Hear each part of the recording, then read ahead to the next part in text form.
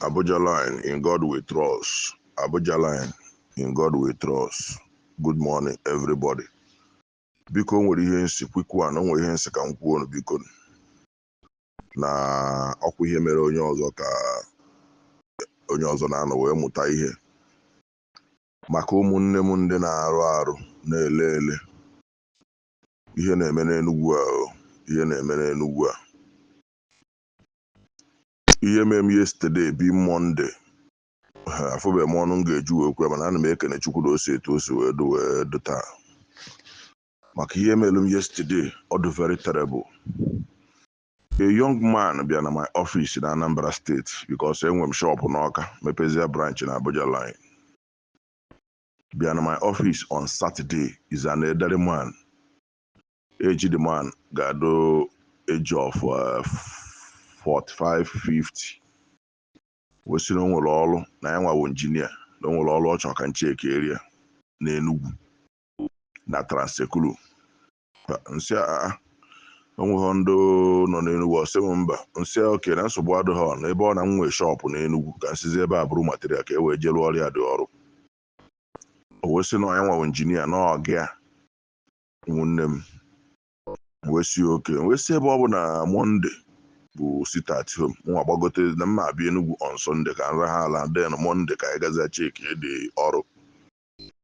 Oluo Sunday mụnwa gbagote Enugu kpọọ ya sị na m agbagotego Enugu ọsị m oke na the man nwe dị ọrụ ga na Abuja on Monday na o nwere afternoon flight si oke no problem. Ụmụnne m ọkwa ya mụnwa wee mee na wee foto ụtụtụ ọsị m na ebe 9 ka anyị eje meetie the man wee ọkpọọ m ebe m apụta na Ababa wee si na my hotel ebe lodge wee move luo Ababa kpọọ ya na phone ebe St. Teresa Catholic Church after bridge before Ababa ahịa Ababa. Ọ pụta dị ebe meetie m banyelu m moto si m ka anyị jebezie na nke the man na Transekulu. Anyị eluo Transekulu ọsị mba na ọ bụrụ Transekulu no towards that Ababa Timber nsi oke no problem.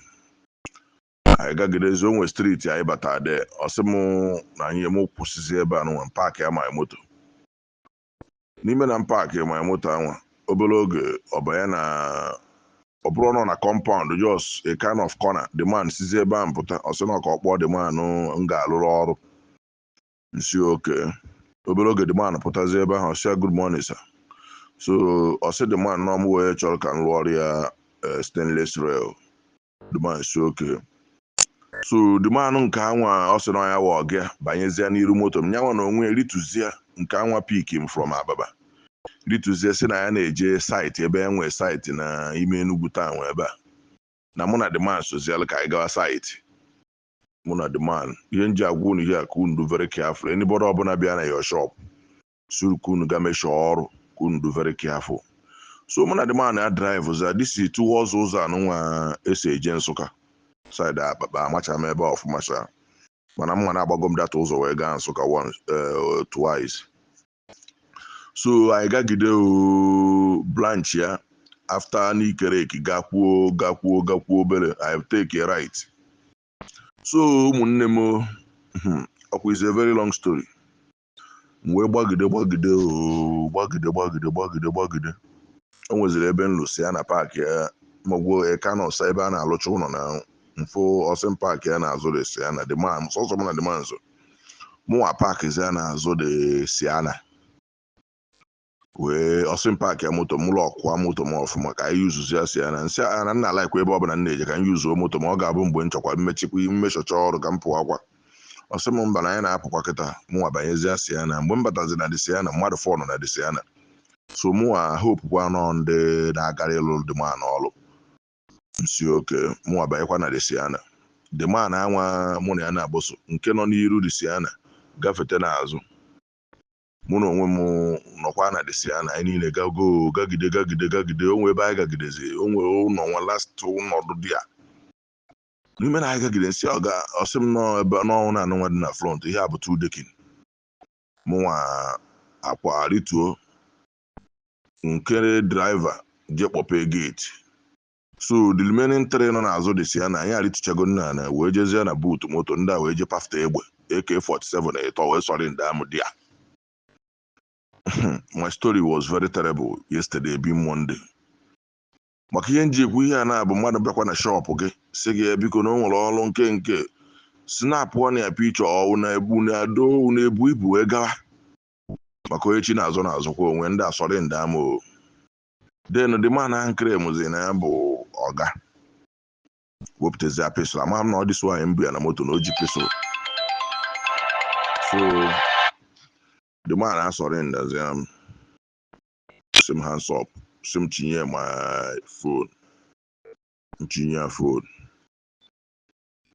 ha sim ngwa m hands up bawa n'ime dị ụlọ anyị abaza n'ime dị ụlọ asị m na na ekidnap gwakwa m na m kpọbụkwa ndụ ga-eweta ego n'ihe m ga-eji wepụta ebe a 20 million nsị ana m nwere 20 million naira na-enye na m onye na-arụ ọrụ aka nsị a m nwere ọsị na m nwere ego na m nwere shọpụ na ọka nwee n'Enugu sorry na Anambra m weta ego nke nsị ana m nwere ego na-enye unu.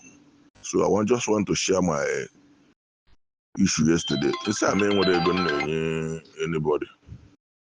Enwere ego na-enye anybody. So ha wụzie nwere akpa nna ada eko ma akpa ahụ pụọ ọjọọ obere akpa nna ada anyị onye ọbụla mma mfụkwa m na abịara anyị mana nna anyị data akpa ha wụzie ya na ọbụla ma ATM kaadị nọ na dị akpa.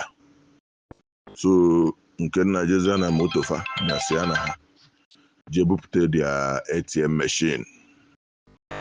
So I use my Zenith card check your balance fụ ego nọ dia.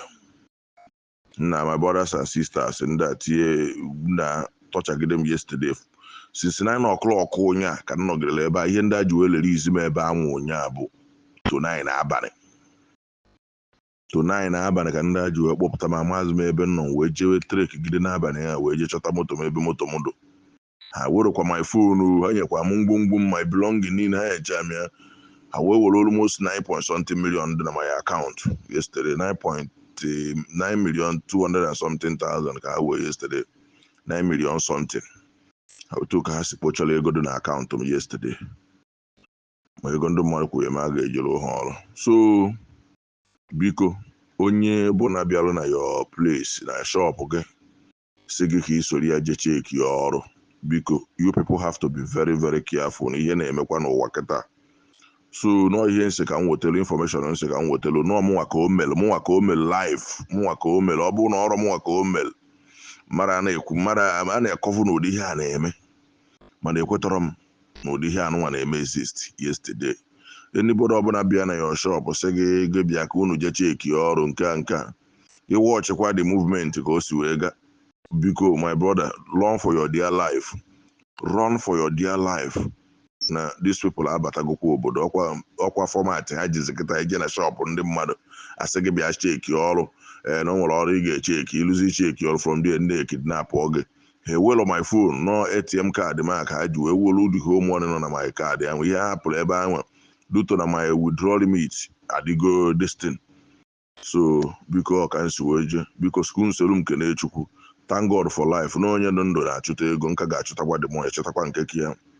So kun solu m wee kene Chukwu n'aka nsị ka nshi akwa with you people this morning ka onye ọbụla dog very careful ka o si aga ngwanụ good morning everybody ka tata mara na anyị mma.